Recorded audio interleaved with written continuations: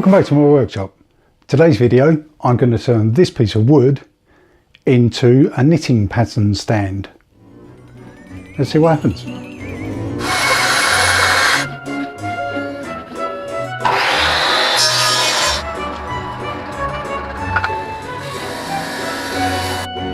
So, I've been asked to make a knitting pattern stand, which is a small stand, and if you saw my cookbook stand video previously, it's very similar to that. Basically, it's for a knitting pattern to be stood on while it's read, while someone is doing some knitting. I've selected my piece of material already, which is a piece of beech, I believe, and I've got to actually split this lengthways down the middle, so I've got enough material to make a board. So first of all, to the bandsaw. So this was a fairly simple process. Just extended my bandsaw up, measured half the thickness of the wood, and then sliced it down the middle. Once I had those two pieces of wood, then I set up my planer thicknesser, and then first of all I planed one edge of each of the boards, and then I converted my planer thicknesser into thicknessing mode, and then run both the boards through until they're both exactly the same size. Then, using the planed edge that I had previously, I then made both the boards exactly the same width.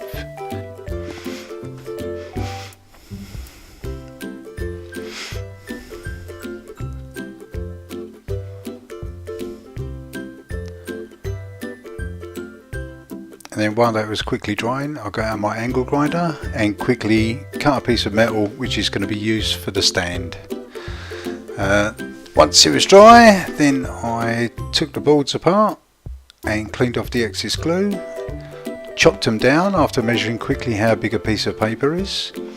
Then the bit I was going to use for the actual stand, I cut into 3 sections, so it would be the actual bit that it sits on and the 2 supporting arms. Now I spent ages here trying to figure out how I was actually going to do the hinge mechanism, and I sort of decided I was going to end up using the 2 side pieces as hinges. Originally I was going to keep them as a single piece, but then as you'll see later on, I decided to cut them into 2 parts and have it hinging in the middle. And here you'll see some of the process of making the hinges. I'll explain that a little bit further into the video. But this is just basically sorting out how it's going to mount to the board, which holes I'm going to have drilled in it, and how it was going to work.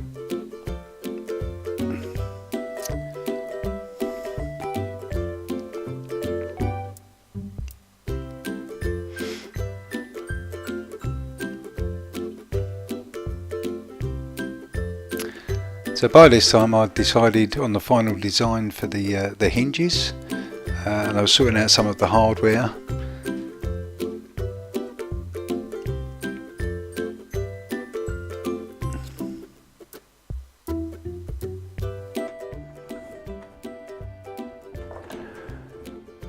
So what I've made here is 4 of these little arms, so it's just basically the same wood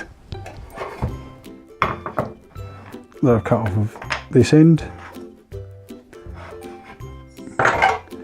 Made 4 of them the same. I've rounded off the ends, I've cut them in half, rounded off the ends, put a little profile on here, I've drilled a hole here and obviously in this one. Now I've got these fittings which I salvaged from the back of an old LCD TV, and I've got just a normal small bolt. I've enlarged that hole to fit the bolt head in like this. So this goes in this one, then it screws, oh it's difficult on the camera, it screws together like this.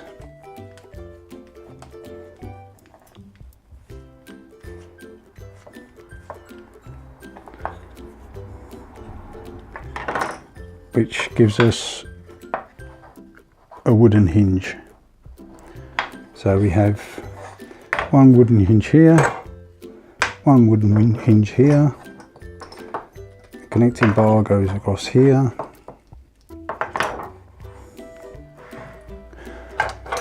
so the stand will fit there, it will pivot here,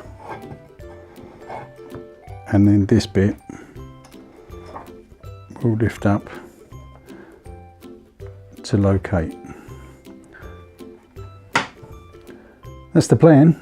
Right, carry on. So the next thing I had to do was sort out where the hinges were going to go.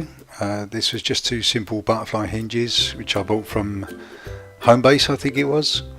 And so a couple of quid's worth of hinges. Obviously each hinge has got 6 screw holes, which I drilled and got the bolts, the screws that were with it, but they were a little bit too long, so what you saw me doing there was actually grinding them down a little bit with my angle grinder, just so they didn't screw all the way through the wood. And then here obviously just screwing them all into place. It's the first time I put it together, and just checking it to see if it works.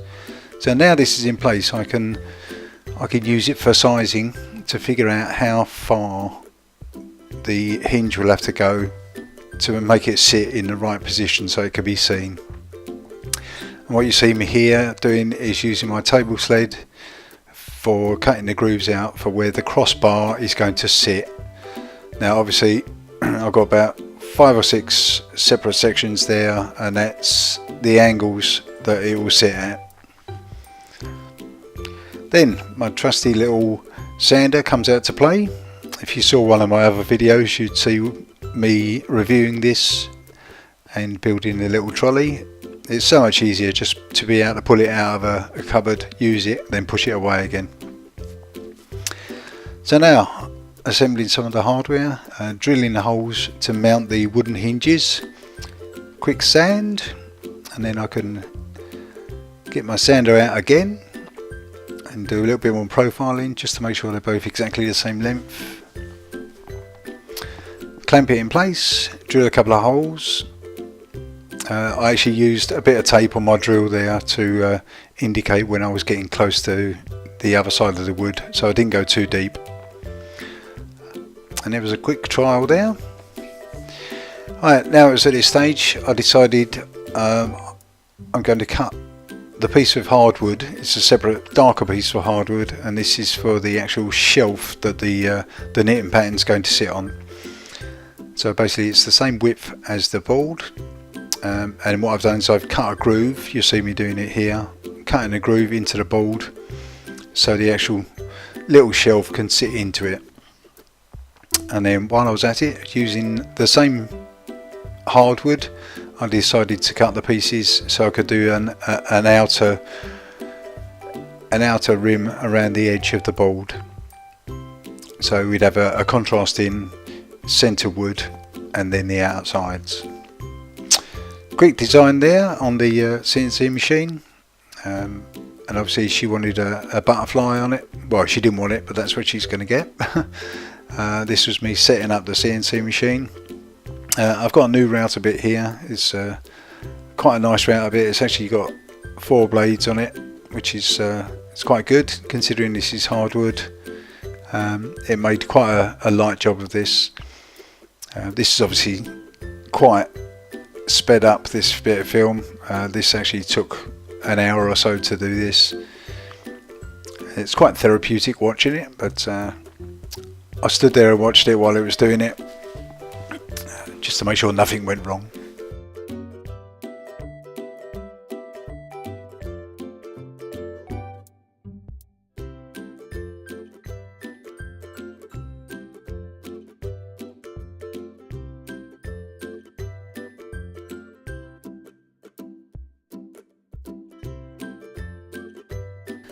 So the main image of the butterfly was just grabbed off of the internet. It's a sort of clip art type of butterfly drawing. Then obviously the The text was just basically going to say knitting, and that was designed using Vetric Aspire, and then obviously our name at the top.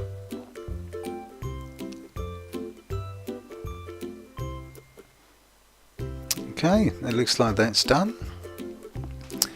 So quickly remove it from the CNC machine, just check to make sure it's okay. Yep, looking good. So by this time I'd stuck the outer edges or the trim onto the outside of the board, and then did a quick trial fit because I had to trim up the actual stand part. It was a little bit too wide. I had to cut about 2 or 3 millimeters off of one side of it. So now I'm fitting the top and the bottom trims. So again, that was just a case of gluing it and then clamping it. While that was drying, I just got my small palm router and profiled the edge of the stand, and then cleaned up the grooves where the crossbar was going to sit. And then some sanding, sand, and some more cleaning up. I don't know if you quickly saw it there. I've done also another little design of a ball of wool on the back of the stand. Well, by the time that was done, then my board was dry, so I removed that and then trimmed off the extra trim on the bandsaw, and then using a sewn profile using my router, I did the back of the main board. I didn't do the front, so it remained flat, so when the knitting pattern's sitting on it, it sits flat. Then some sanding. This took ages and ages, and then a final trim up, and then some more sanding, and then some more sanding. As you can see, the sanding started building up quite a bit of dust, so the door opened and the extractor went on, had a bit of a clean up. Then a trial fit back together again. This thing's been put together and taken apart so many times now, but it all seems to be mechanically sound. This was me just gluing in the shelf, so literally just some glue and then clamp it in place. Left that to dry, had a bit of a tidy up. You can see the floor is nice and clean now. Now preparing for the staining, so I've literally just used some Ronseal wood dye, cleaned up all the dust obviously because I don't really want the dust in there. Just one single coat of wood stain because I didn't really want it too dark, but it did actually come out darker than I'd hoped, but I think it'd be okay. So once that was dry, quickly reassemble it,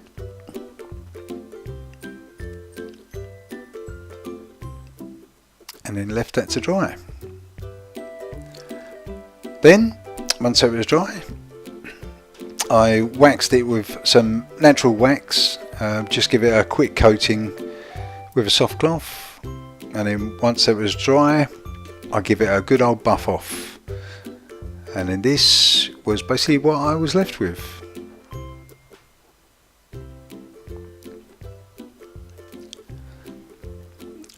Yeah, I'm quite pleased with it. I'm going to leave that to dry for a little while now, so that coat of wax can dry properly, and then maybe give it another coat, and then it's all ready for her. Just a quick demonstration here at how it works. Yeah, and it can be folded away when it's not being used. And here's the little design on the bottom, a couple of needles stuck for a ball of wool. Job done. Well done me. So it's all done. The knitting pattern stand that can be folded away and put away. Quite pleased with the engraving. It's turned out quite nice, very tactile. A bit more engraving on the bottom, which I didn't show in the video. It can be folded to different levels, depends on where she's sitting. Fold it up and put away in the drawer. Okay, thank you very much for watching. I hope you enjoyed that build, and next time we'll make something else out of wood. Don't forget to like and subscribe, and hit the bell notification if you want to be notified for the next videos. Okay, thank you very much for watching. Bye.